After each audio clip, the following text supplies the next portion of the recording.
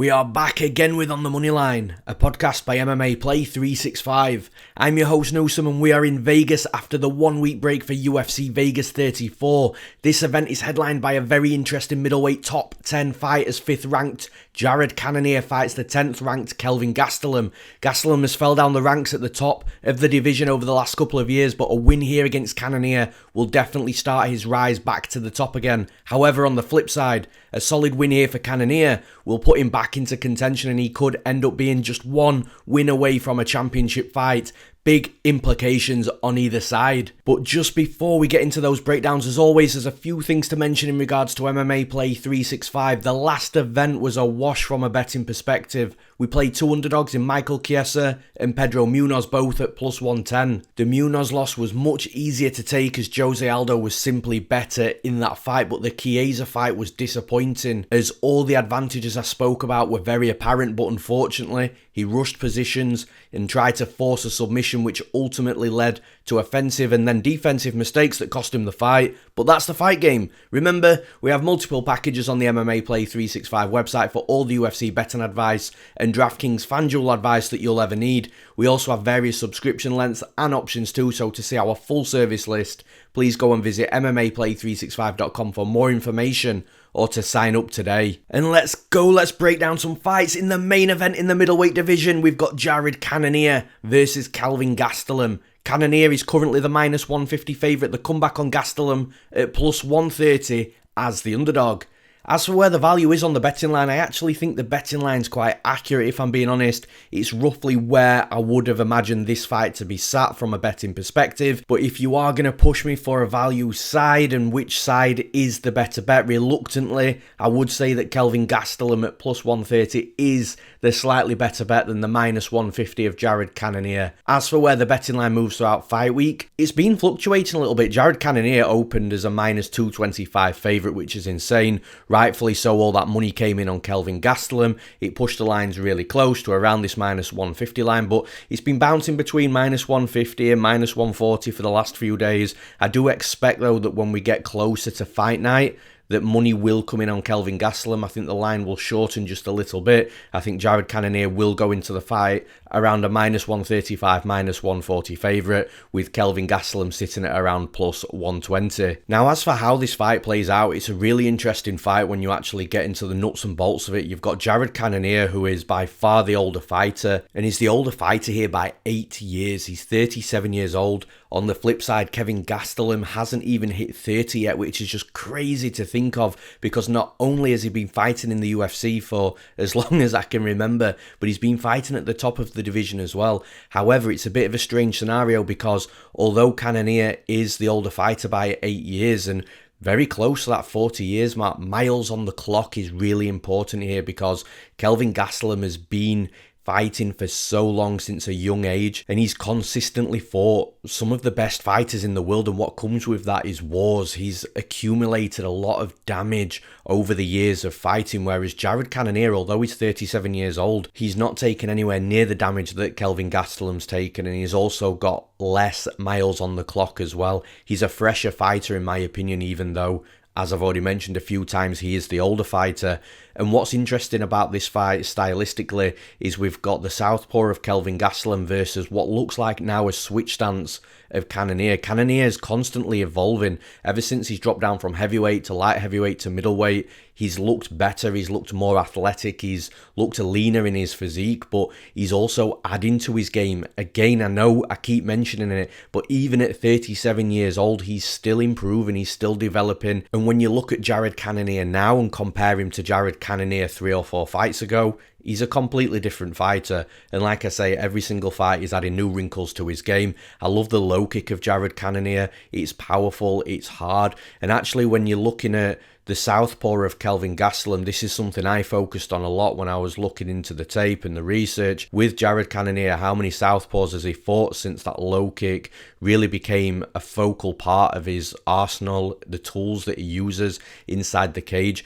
And the southpaw, the only southpaw that came to mind and the only southpaw on record was Anderson Silva, and he actually took out Anderson Silva with that inside low kick. But what makes this fight even more interesting is, like I said, the the developments of Cannonier, you look at his fight against Robert Whittaker. Now, I expected in that fight for Cannonier to really hammer Whittaker with those low kicks, because Whittaker is a fighter that fights out with an orthodox stance, so he's got his left leg forward. That left leg was easily available for Cannonier to kick, but actually Cannonier fought the majority of that fight in the southpaw stance, and it was really strange to see, because not only have we not really seen him fight from that southpaw stance that much, but he had the leg there to be kicked. From a stance perspective, that was the stance that Cannonier wanted from his opponent. So although that surprised me, and I still don't understand why Cannonier fought as a southpaw against Whittaker, what it does show you is that he can fight out of a southpaw stance. So when he's got Kelvin Gastelum in front of him, if that inside low kick isn't there to be kicked, which I think it will be anyway, Cannonier can just switch stances and use his southpaw stance to kick at the lead leg much easier at Kelvin Gastelum. So Cannonier is going to be a bit of a problem in there. But from the other side with Gastelum, like I say, Gastelum's been in there with some of the best fighters in the world. I do think that he may be at least a finished product. I'm not saying that he's on a decline, but I don't think that we're going to see improvements from Kelvin Gastelum. What we see and what we have seen of Kelvin Gastelum over the last few years is what we are going to continue to see. But still, that Kelvin Gastelum is dangerous. He's hard to put away. He's durable. He will constantly be coming forwards. Even against Robert Whittaker, Whittaker ended up beating him relatively easily, round by round. But Kelvin Gastelum was always in that fight. He was constantly coming forwards. He was trying to land on Whittaker. His straight left hand from that southpaw stance comes out really fast. And then you look at the fight before that against Ian Heinisch. He brought his wrestling back into the scene. And this could be an interesting tool if he decides to use his wrestling against Cannonier. But I do feel that we've seen Cannonier taken down. He can definitely be taken down, but his get-up game is really good. So I'm not sure how much success Kelvin Gastelum would have after actually completing that takedown. So I do think that this fight is going to be won and lost on the feet.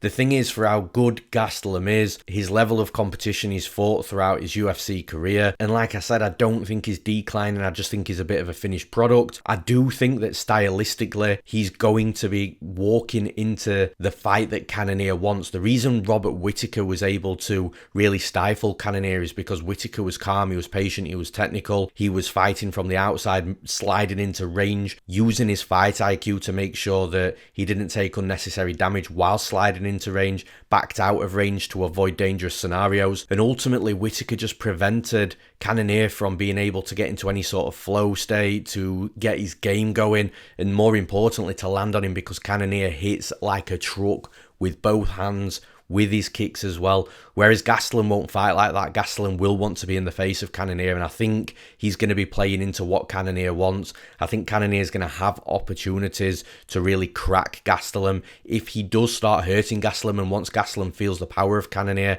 Gastelum may then become a little hesitant himself, or he may look to wrestle. If he does become hesitant, or if he does look to wrestle again, looking to wrestle, you're going to have to close the distance for Cannonier. So again, stylistically, not a great idea. And if he becomes hesitant, then likely his volume will drop, Cannonier's volume will increase, and Cannonier will look to take over that way. I think stylistically, the fight does favour Cannonier. So although, as I mentioned at the start of this breakdown when I was talking about the odds, I do think the plus 130 of Kelvin Gastelum is very slightly the better bet than the minus 150 of Cannonier. I do think that Cannonier does have a fight ahead of him. He can win. The reason why I think the plus 130 is just the slightly better bet when you're looking at both sides is because the fight could potentially play out close. Cannonier's never gone 5 rounds. Gastelum has always been one of those fighters where he'll do well against anybody outside of the top 3 of the division. It's always been when he gets to that very top that he struggles. Cannonier's just outside of that. So when you're looking at the other elements of the fight could potentially play out close.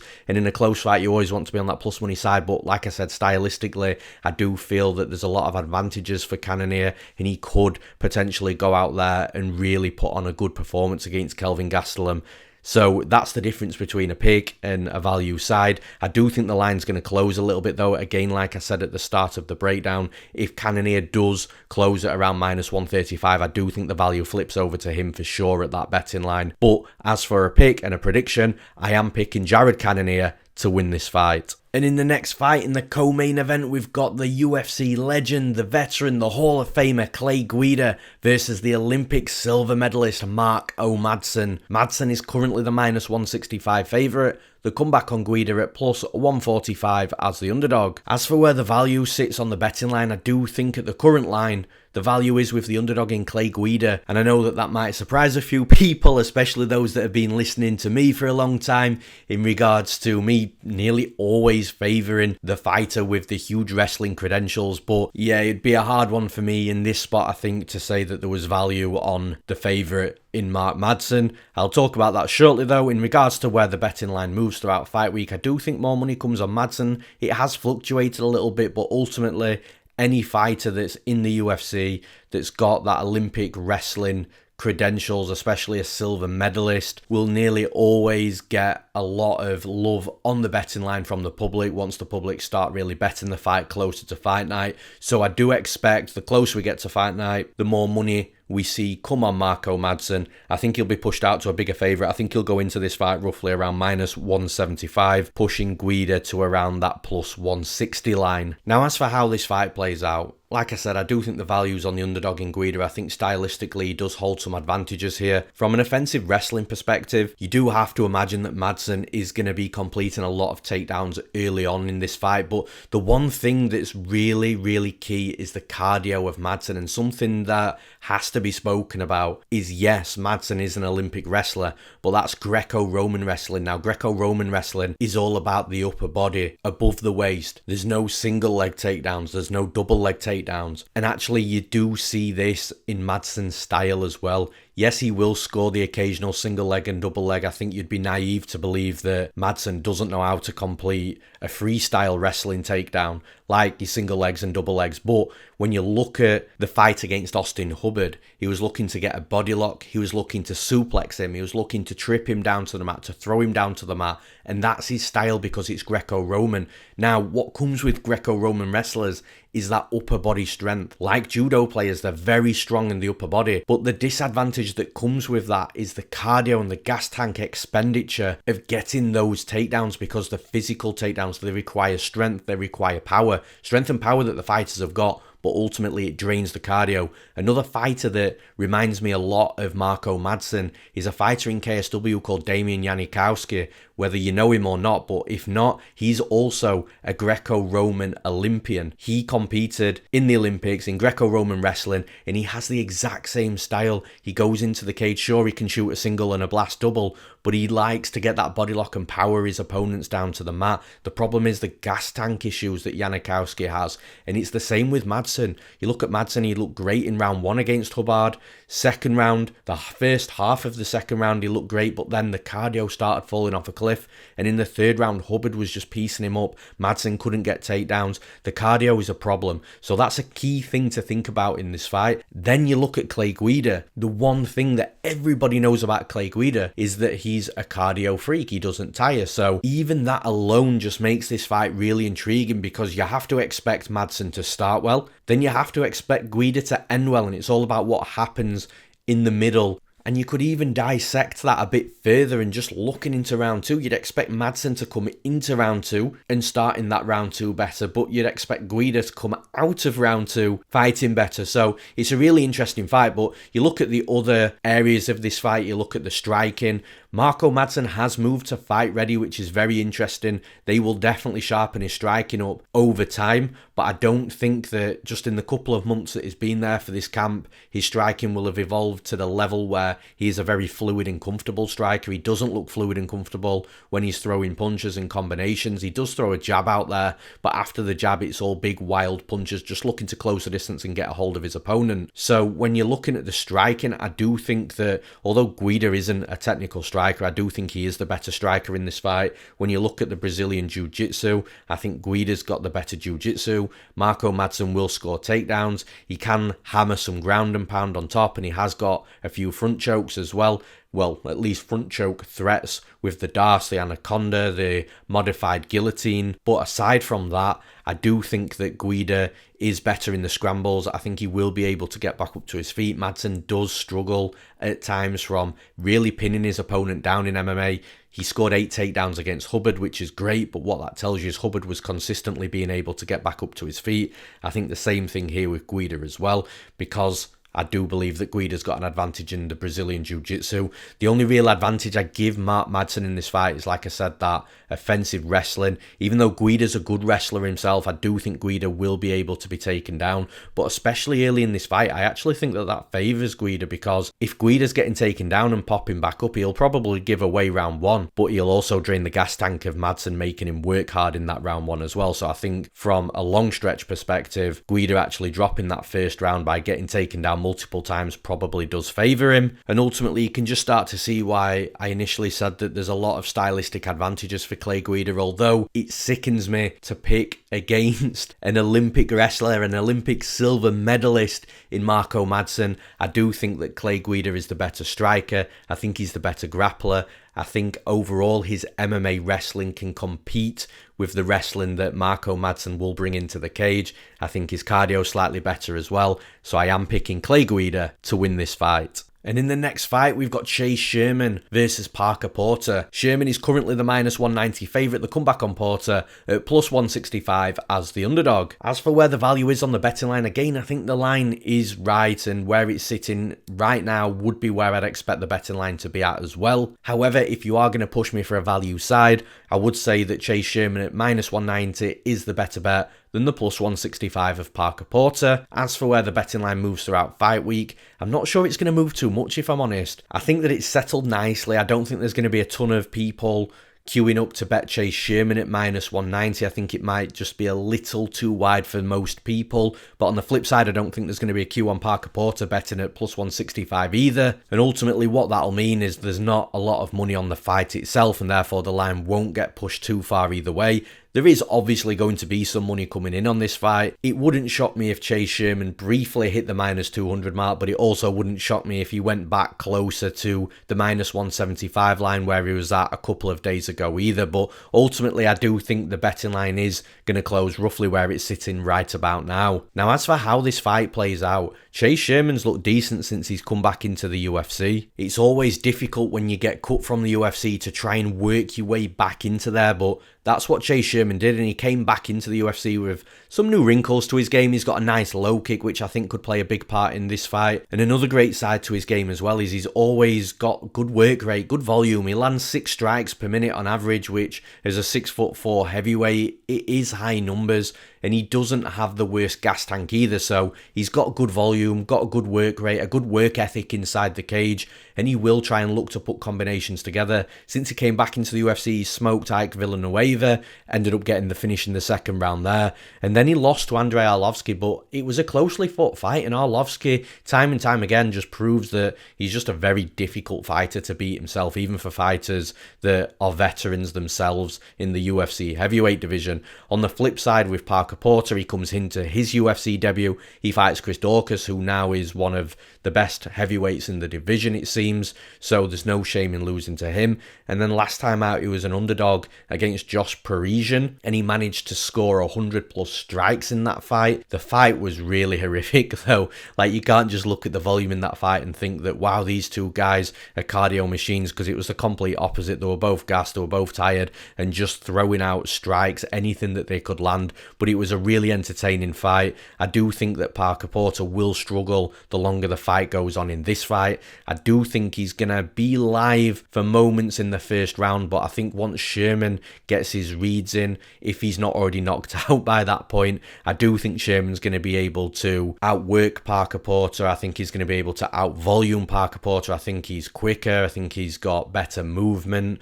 But the problem that I always have with Sherman is when you look at the fights outside the UFC, when he was cut, so in between when he was cut from the UFC to when he was coming back to the UFC, there's moments in those fights where he's getting hit, he's getting rocked, he's getting hurt and wobbled. He's got good recoverability, but again, in the UFC, in the heavyweight division, sometimes recoverability, there's just no time for it because the level of competition is much higher. So I do have some slight concerns still over the durability of Sherman, but outside of that knockout punch for Parker, I do struggle to see Parker winning this fight. I just think Sherman's going to be quicker, both with his strikes and his movement. I think he's got better striking, better movement. I think his low kicks are going to play a big part as well. If he does really get into a rhythm of throwing the low kicks often and consistently, I think he's going to be able to really slow Parker Porter down. I think he's going to be able to prevent Parker Porter from getting much offense going himself, because that lead leg will start to get hurt, and it just makes the job of Sherman easier the longer the fight goes on,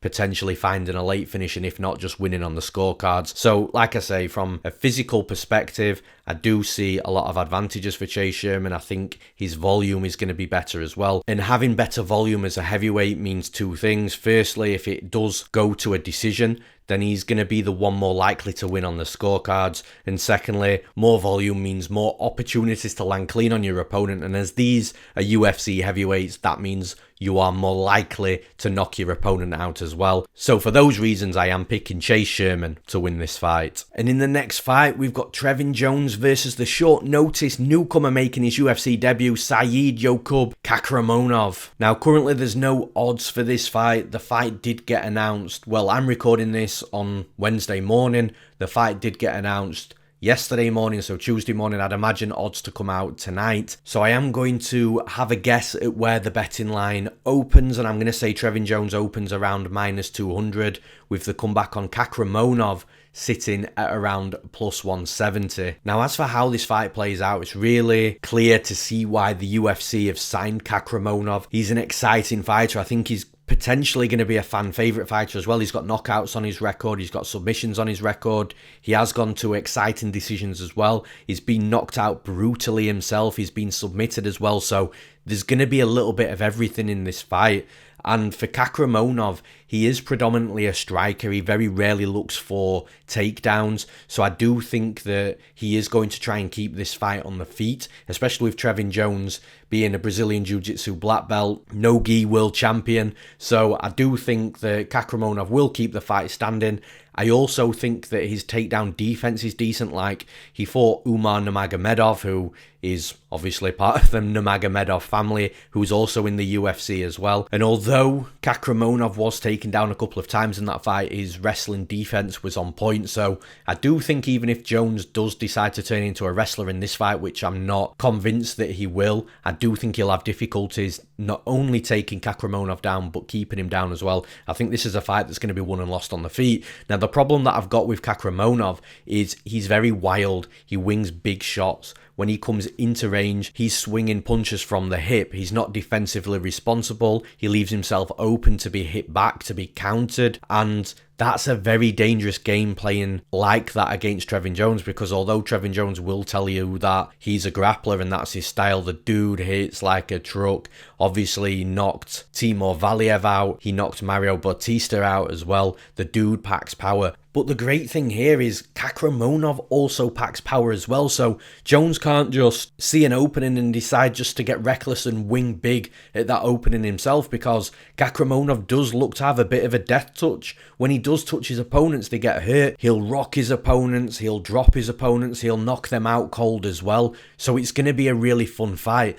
The one issue that I have with Trevin Jones, and I said this when I broke the Ronnie Lawrence fight down, you got to feel sorry for Trevin Jones. The amount of opponents that he's had in the last couple of months is crazy, but we digress. The one issue that I have with Jones is his low volume, very low volume. He doesn't throw as much as what I'd like him to inside the cage. But the thing is, styles and opponents make fights. And I think the aggressiveness and the wild nature of Kakhramonov and the fact that he comes forward and he loves to swing big, I think that's going to bring volume out of Trevin Jones. I think this is actually a good fight stylistically for Jones. And I actually think where Jones will have troubles in the UFC is when he's fighting technical strikers that are happy to sit on the outside and strike in. And the reason being is that will make Jones have to manufacture volume. But like I said, in this fight, I think the Kakhramonov style will make and cause Trevin Jones to output volume in this fight so he doesn't start falling behind. I don't like the wild nature of Kakhramonov in regards to how defensively irresponsible he is.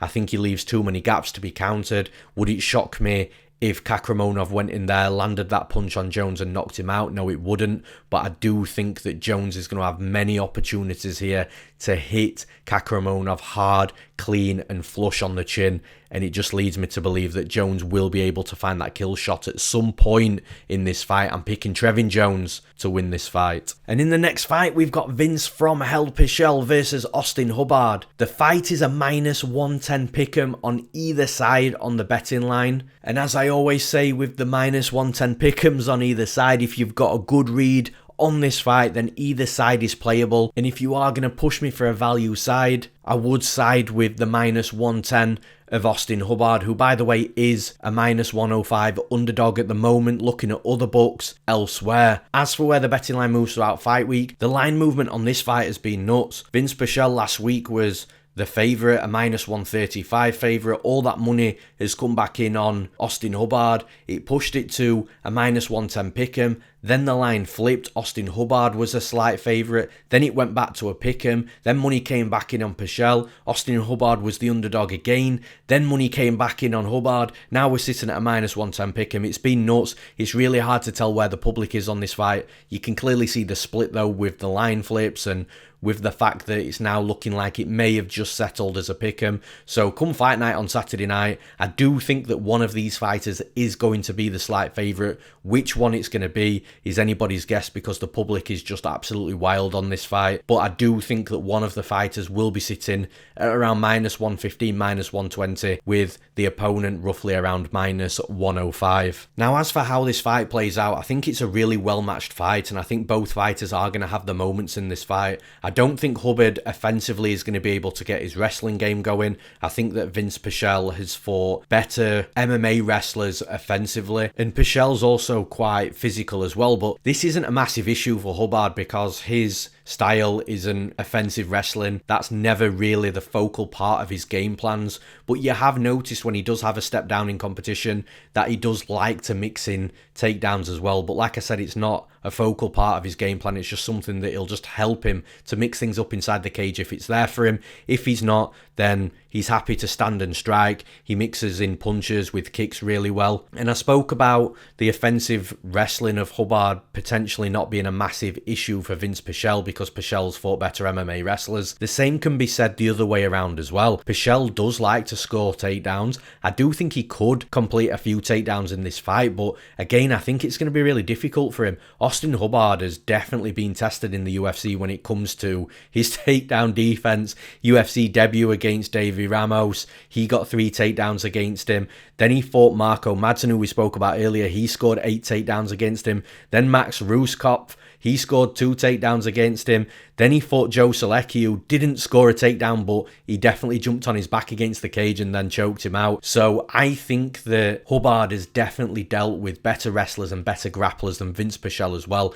which leads me to believe that this might be won and lost on the feet, even though I could see a few takedowns from Vinc Pichel potentially trying to push Hubbard's back against the cage and try and maybe grind out minutes of rounds in the clinch. But I do think the best and the majority of the best work will be done on the feet, and therefore the fight should be won and lost on the feet.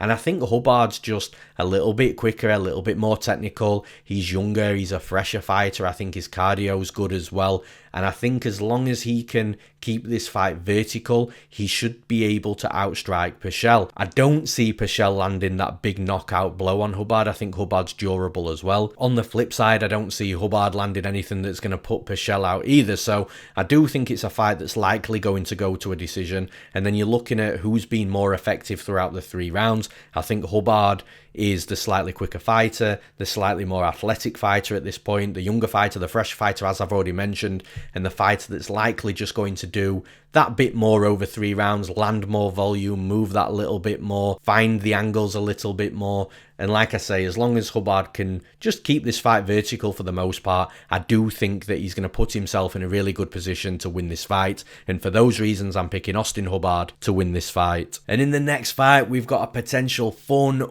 wild fight in the flyweight division. We've got Alexandre Pantoja versus Brandon Royval. Pantoja is currently the -165 favourite. The comeback on Royval at +145. as the underdog. As for where the value is on the betting line, I do think the betting line's relatively accurate. It's where I'd imagine it would be. I don't think Pantoja should be up at -200, but I also don't think Pantoja should be a -125, -130 favourite here anyway.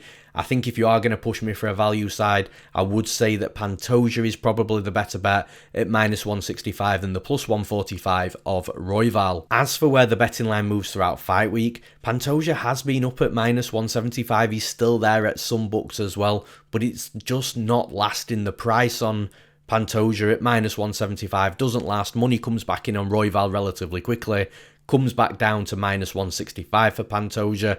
But I also don't think that Royval money is going to come in thick and fast at +145. So I do think when both fighters step into the cage on Saturday night, the betting line is going to be sitting roughly where it's at right about now. Now, as for how this fight plays out, I love Brandon Royval. I bet him as an underdog at around +160 against Tim Elliott. I bet him as a +200 underdog against Kakhramonov. He came through both times for me, but his last fight against Brandon Moreno really proved, and I had an inkling about this anyway. I did say in that breakdown prior to the Brandon Moreno fight that I think that Brandon Moreno might just be too much for Brandon Royval at this point, and I think Royval does have that obvious ceiling where he's going to be good fighters in the division like Tim Elliott and Kakhramonov, but when he's taking that next level up to your fighters like Brandon Moreno, your fighters like Davison Figueiredo, and like Pantoja here as well, I just feel that he's going to have difficulties against any fighter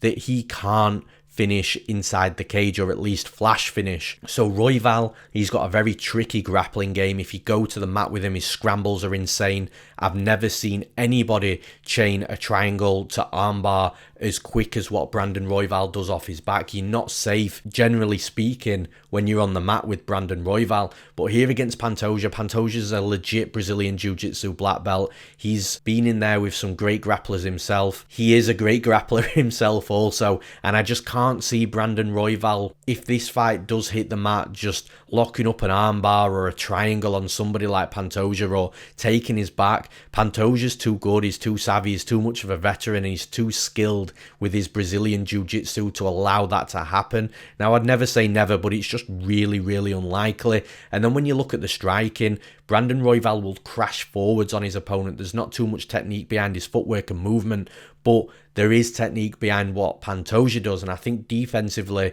Pantoja's going to be able to calm the fight down and control those moments where Royval's looking to crash forwards. I think the Muay Thai and the kickboxing of Pantoja's solid, and like I say, I do feel that Pantoja is going to be able to just slow this fight down and stop it from getting absolutely mental, which is exactly what Brandon Royval will want. It's just difficult to see Brandon Royval winning this fight outside of a flash submission. I wouldn't be shocked for Pantoja to find a submission whilst Brandon Royval's trying to scramble through something on the mat. Pantoja just takes his back and submits him. That wouldn't shock me, but it also wouldn't shock me if Pantoja just kept this fight vertical, stuck to his fundamentals of his striking, low kicks, jabs, nice 1-2s, and just outpointed and outvolumed Royval over a 3-round decision. Stylistically, I just think it's a tough one for Royval. I love the kid. I love watching his fights. I really hope that he has all the success going forward, but stylistically, I have to favour Pantoja. I'm picking Alexandre Pantoja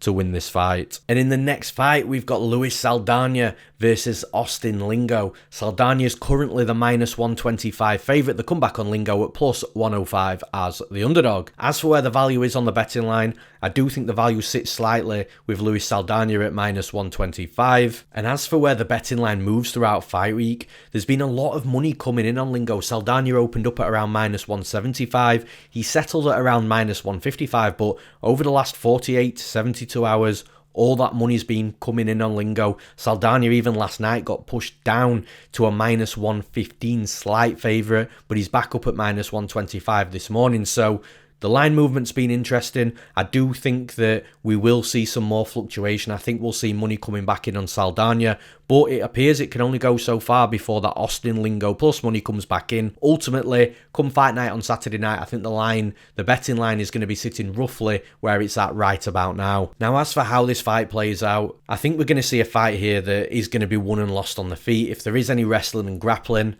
I would edge towards that coming from the side of Austin Lingo. He can complete takedowns, his jiu-jitsu is okay, but he's not a phenom in those areas, and I don't think that he's any better than what Jordan Griffin was. In fact, I don't think he's better than what Jordan Griffin is with his wrestling and grappling, and Saldana managed to handle that to an extent and ended up getting the win in that fight. So I do think Saldana would be able to handle any wrestling and grappling coming from Austin Lingo. I do think it's a fight that we're going to see the majority of the work, the good work from either side played out on the feet. You've got Saldana that's more of a kickboxer, you've got Lingo that's more of a boxer, boxing heavy, likes to get into that boxing range. Lingo's got power, he can crack, and if he does land clean and flush on Saldana, as good as a fighter as Saldana is, he could end up rocked, he could end up wobbled, he could end up unconscious. So that's definitely something that Saldana's got to be careful of in this fight. He's got to be defensively responsible. And actually something that I saw in the Griffin fight that I didn't like was when Griffin was being over aggressive, he was coming forward, he was swarming on Saldana.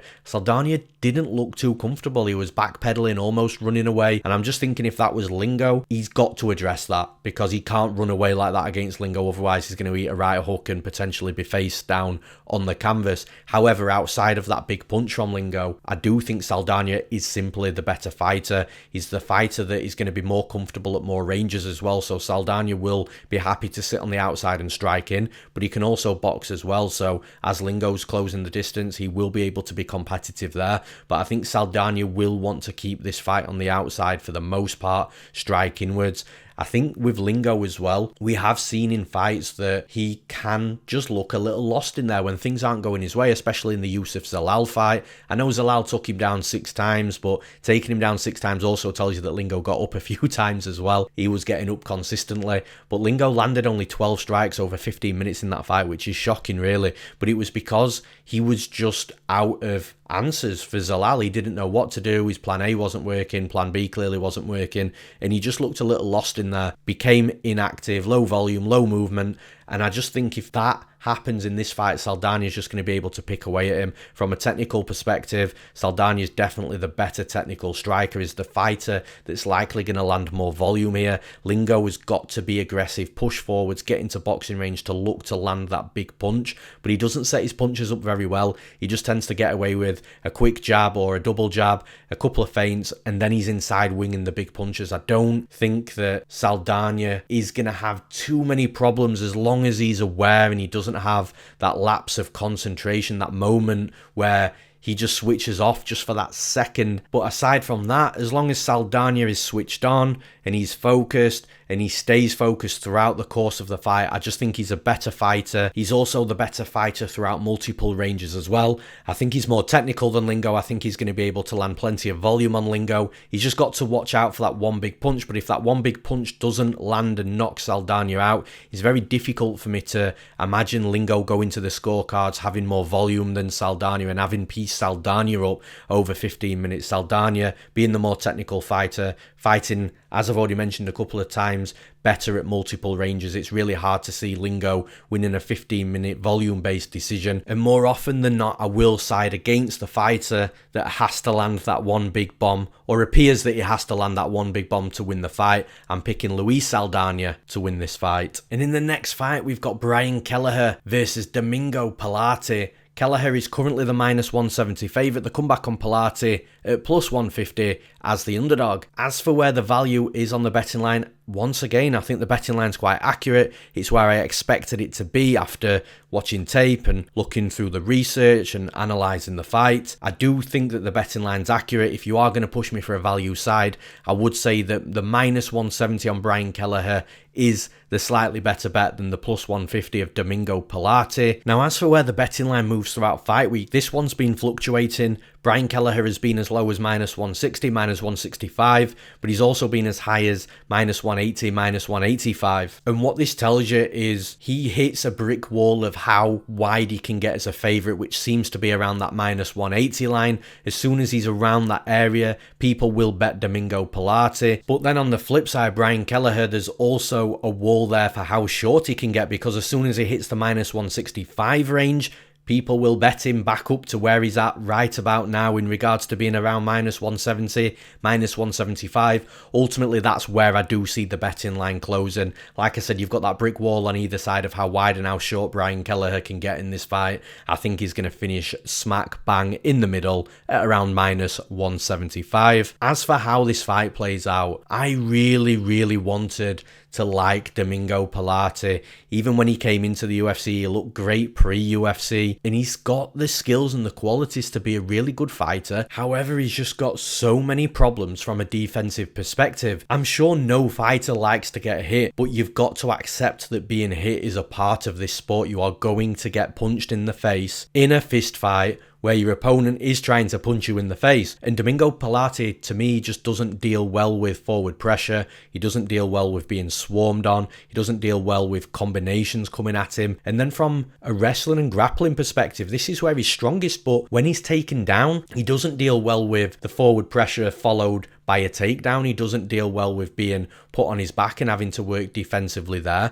Domingo Pilarte is all about being offensive, being able to land on his opponent, being able to bully his opponent, being able to push his opponent backwards. And this is where I think he's in a really difficult fight here, because no matter what he throws at Kelleher, Kelleher won't care. Kelleher will come forward, he'll be aggressive, he'll walk through, or at least try and walk through whatever Domingo Pilarte is trying to land on him. I think Kelleher is a veteran at this point. He's been in the cage with better fighters and more experienced fighters, tougher fighters, and stylistically, although Domingo Pilarte is 6 foot compared to the 5'6" of Brian Kelleher, you would imagine that that has to be an advantage for Pilarte, but it's not. And the reason it's not is because Kelleher is shorter. That means he's going to have to be the aggressor in this fight. He's going to have to be the one that works hard to get inside of that boxing range. And that's exactly what Kelleher's going to do. Kelleher won't just sit on the outside and let a 6 foot striker land on him consistently. Kelleher's going to be aggressive. He's going to walk through the fire, get inside to land his own shots. He has to, otherwise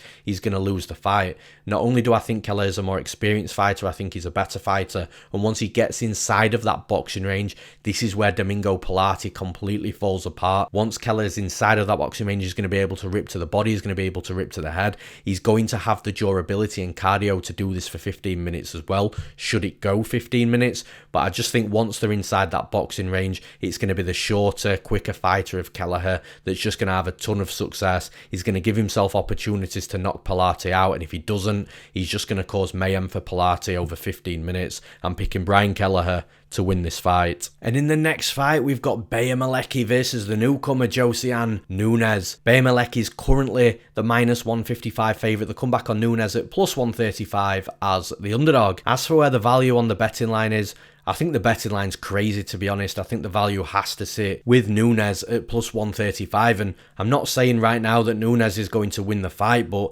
Malecki at -155 is just nuts in my opinion. And as for where the betting line moves throughout fight week, I think it could go either way, because people are seeing a lot of value in Malecki and they are betting her up to -160. But then as soon as she hits around that -160 line, the money's coming back in on Nunes, pushing Malecki down to around -155, -150. But I just don't think it's going to get much lower than that. I think if Malecki does end up -140 or -135 again, I think we'll just see a ton of money come back in on her and push her to where she's sitting right about now. So I think when both fighters are in the cage on Saturday night, the betting line is going to be sitting where it is right about now. Now, as for how this fight plays out, it's going to be really interesting to see which fighter can really establish themselves early in this fight. I think it's a fight that's going to be won and lost on the mat. Both fighters do prefer to be aggressive and strike on the feet, opposed to looking to level change on a takedown and start getting the grappling game going. So from Malecki's perspective, she's got a 7-inch height advantage, a 7-inch reach advantage.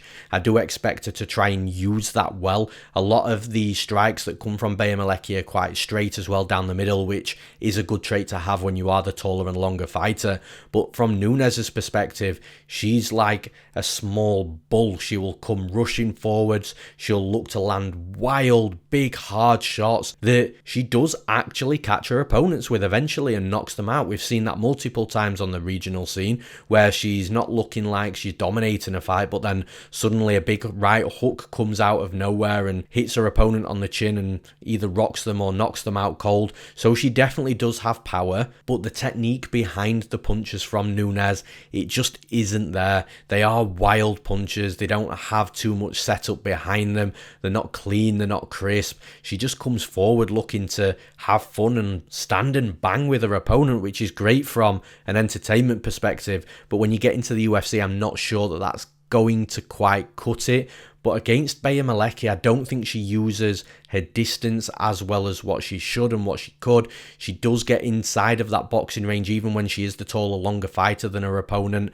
And against Nunes, it's just not going to be a smart thing to do. And this is why I said the betting line's just a little bit crazy, because if Malecki was a more clean, crisp striker herself that dictated the pace and managed range much better, this would be an easy fight for her. But I just haven't seen anything where Malecki is going to sit on the outside and make her opponent work consistently. She likes to get involved. She likes to get into that range to strike as well. And again, from an entertainment perspective, it's great. But from a game plan perspective, it's not the smartest move in my opinion. I do still think that if this fight does go 3 rounds, which to be fair, you have to expect it to go 3 rounds, even though Nunes has got knockouts. That's the regional scene. The UFC is a different beast. I do think that Malecki, the range, the length, the reach, I do think that's going to play a part in this fight, and she probably will be able to edge out the strikes and the numbers in volume because of those physical advantages that she has. So for those reasons, I am going to side with Malecki to win this fight. And in the next fight, we've got a fight that could be an explosive one in moments. We've got William Knight versus Fabio Cherant. William Knight is currently the -185 favourite to come back on Cherant at +160 as the underdog. As for where the value is on the betting line, I think it's another one of those betting lines where it's lined quite accurately, or at least sitting quite accurately right now. It didn't open accurately though. William Knight opened at -275, Cherant was +215, and that line was way too wide. All the value was on Cherant at that point, but the more money that comes in on Cherant, the more value, in my opinion, it does put on William Knight's side from a money line perspective. As for where the betting line moves throughout fight week, I do think that money continues to come in on Cherant. I do think people will back him still at +160. But with that being said, I do still think that the betting line can only close up so much before William Knight money starts to pour in. I think if Knight hit -165, -170, we would see that money stop coming in on Cherant quite a lot, and I think we'd start to see it trickle back on William Knight. I think Knight's going to roughly close at around -175,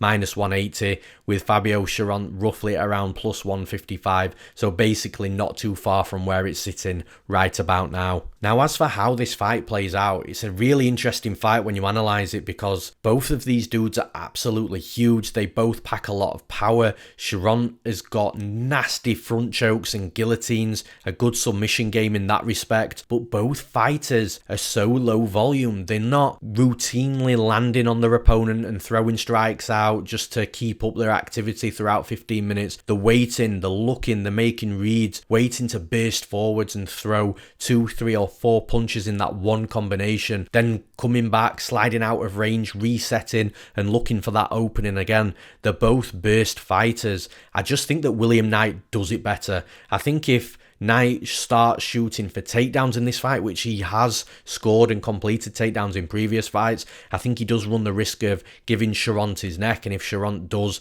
lock up that front choke, then he's definitely going to be dangerous. But outside of that front choke submission from Cherant, I just struggle to see him really pulling away in this fight away from Knight, and I don't think Knight's going to go out there and start racking up a ton of strikes either. I just feel that Knight's the slightly better striker. When the bursts happen from either either side. I think Knight will be more effective. I think it's going to be a low volume fight. If it does hit the scorecards, I think Knight will have just proven to be more efficient with the strikes that he has thrown, even though it's going to, like I've already said, it's likely going to be low volume from either side. I don't think Cherant's offensive wrestling is going to cause the problems that Knight had in his last fight, where he was taken down a lot and controlled and not being able to do anything or get back up to his feet. I don't think Cherant has that offensive wrestling game to cause those types of problems on Knight. It's going to make this fight play out and more than likely be won and lost on the feet. The majority of the bigger moments happening on the feet, and I think that's where Knight is just going to slightly edge the fight. I do think William Knight is the side.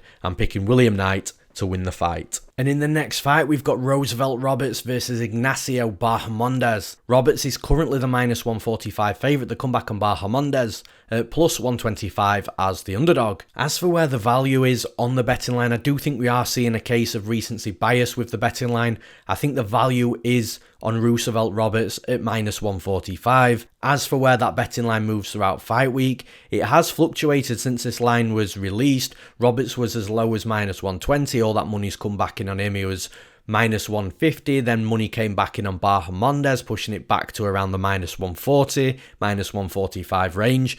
And ultimately, that fluctuation does tell me that the public will only allow the betting line to get so wide and so short when you're looking at the betting line of Roberts. And that should mean that the line closes roughly where it's sitting right about now. Now, as for how this fight plays out, Bahamondes is huge for the division, but so's Roberts. Bahamondes is 6'3", Roberts is 6'2". Both fighters are normally the much taller and longer fighter inside the cage, but now they're matching each other. They're both roughly on the same playing field in regards to that height and length. I think Bahamondes is definitely more of a striker, whereas Roberts is more well-rounded. Roberts will strike, he's got good technical striking, but he's also got good wrestling, he's got a good grappling game, he's got a good offensive submission game with those modified guillotines. So I think Roberts is more well-rounded. Bahamondes, he will look for takedowns. He did that in his UFC debut against John McDessie, but he is more about staying long on the feet and trying to land hard shots, mixing in his punches with his kicks, kicking to the body and head. He's got nice fundamentals from a kickboxing perspective as well. So Bahamondes, for me in this fight, is likely going to try and keep the fight standing. Roberts, I do think, can compete with Bahamondes on the feet, but I don't think that he is necessarily the better striker in this fight. I'm not saying that Bahamondes is levels above Roberts in regards to the striking, but the striking is going to be close. The edge, the difference that I see in this fight is the wrestling and grappling from Roberts. Now, we've not seen Bahamondes have to defend too many takedowns, but he has been taken down prior in his career. He does look like a crazy madman, active off his back with strikes, but ultimately that falls into the remit of a guard player, which you just cannot do at this level in the UFC. I do imagine that Bahamondes has made improvements since those moments that he's been put on his back and ultimately controlled on the floor in the grappling realm. But Roberts is really solid once he can get into a top position. His offensive grappling and Brazilian Jiu-Jitsu is really good. Passing from position to position, getting to mount, looking for submissions. I do think that that's where the biggest gap in skill is in this fight. It's just, is Roosevelt Roberts going to use wrestling in this fight? I think he's going to recognise the striking's quite close. I think there's going to be a lot of tying up in clinch positions as well when both fighters crash forwards and meet in the middle, and that should be where Roberts does start to try and mix things up and get the fight to the mat. If Roberts comes in here with a wrestling heavy game plan, I think he makes this fight look quite easy and quite comfortable, if I'm being honest. I think he's going to have a big wrestling advantage, a big grappling advantage. That's where the biggest gap in skill is. I think it's quite even on the feet. I am going to side with the fighter that has the edge in multiple particular areas. I'm picking Roosevelt Roberts to win this fight. And in the final breakdown of this card, the fight to kick everything off, we've got Ramiz Brahimaj versus Sasha Palatnikov. Brahimaj is currently the -130 favourite. The comeback on Palatnikov at +110 as the underdog. As for where the value is on the betting line, I do think the value does sit with Brahimaj at minus 130 as the favourite. I did expect the betting line to be wider, if I'm being honest, especially considering how much the public loved Brahimaj in his UFC debut against Max Griffin. Now, as for where the betting line moves throughout fight week, again, we've seen fluctuation on this betting line. Brahimaj did open a bigger favourite. All that money came in on Palatnikov. Palatnikov was a plus 130 underdog at one point. It closed up very close to a pick'em. Brahimaj, I think, was a minus 115 slight favourite at best. But then money's come back in on Brahimaj, which I do agree with that trend. And I do think that more money will continue to trickle in, but I don't think the line is going to go nuts from here. I do think Brahimaj is going to close roughly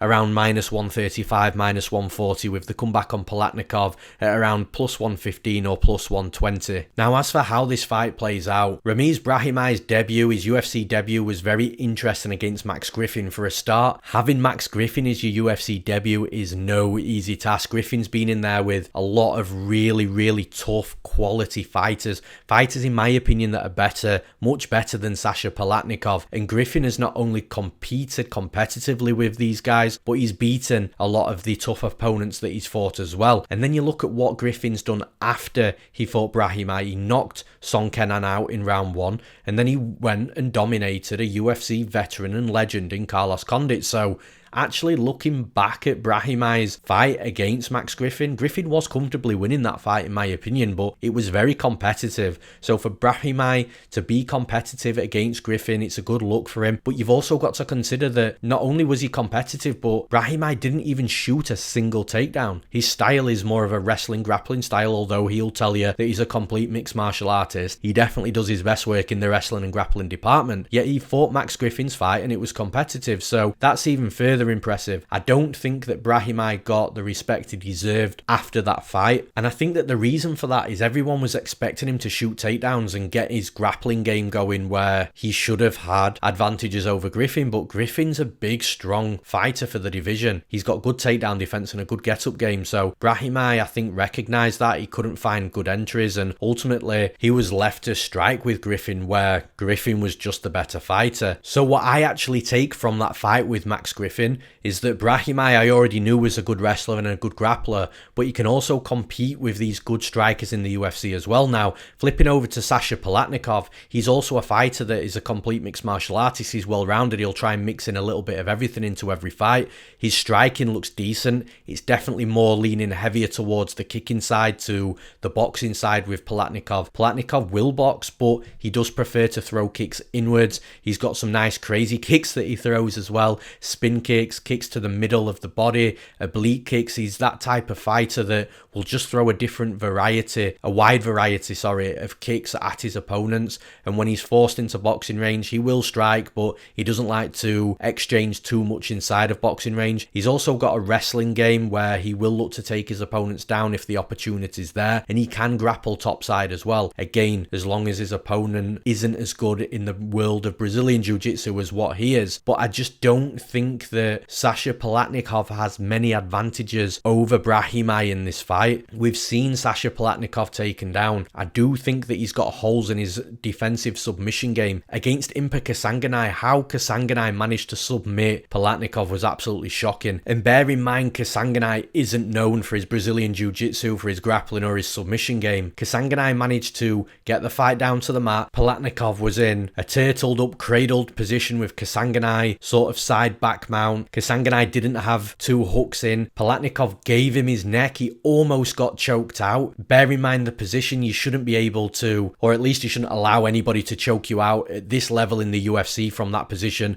especially when both hooks aren't in either. Palatnikov managed to get out of that position, but then gave him back the same position just moments after, and that's when Kasanganay squeezed and tapped Palatnikov. So I do think Palatnikov's got some deficiencies with his submission defense, with his grappling defense, and I do think he can be taken down as well. So with Brahimaj ultimately not being able to get his wrestling and grappling game going, when he is a wrestler and a grappler, that's his best trait, in my opinion, inside the cage in MMA. When he wasn't able to get that going and he lost, or was going on to lose, a 3-round decision until his cauliflower ear popped out, I do think that Brahimaj will look back at that and think, yeah, that ain't happening again. I think Brahimaj will get his wrestling game going here. He is a good wrestler, variety of different takedowns, traditional takedowns as well, double legs, single legs, but he's also got body locks and trips as well. I think he's going to be able to get Palatnikov down, and once the fight hits the mat, Palatnikov being on his back with Brahimaj on top of him, I do think we're going to see a big gap in skill in that area, in that department in this fight. I think from a striking perspective, it's quite close. I don't really give either fighter a massive edge.